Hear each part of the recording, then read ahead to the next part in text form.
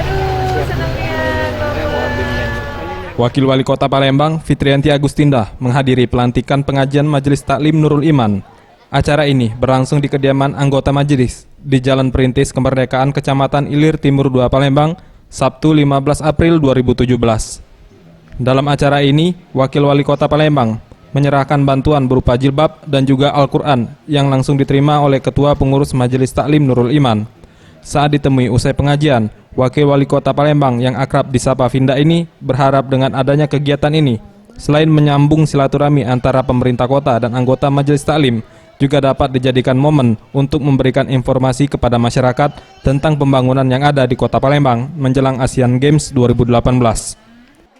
Di Kecamatan Ilir Timur 2 bersama-sama dengan Ibu Majelis Taklim dalam rangka silaturahmi, juga pengajian seperti ini, majelis taklim seperti ini juga dijadikan momen atau ajang untuk menyampaikan beberapa informasi tentang pembangunan.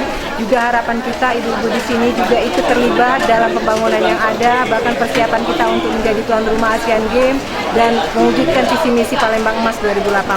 Mudah-mudahan majelis taklim seperti ini bisa terus diadakan, silaturahmi bisa berjalan dengan baik sehingga antara masyarakat dengan pimpinan bisa saling bersinergi, bisa saling memberikan informasi yang terbaik untuk Kota Palembang.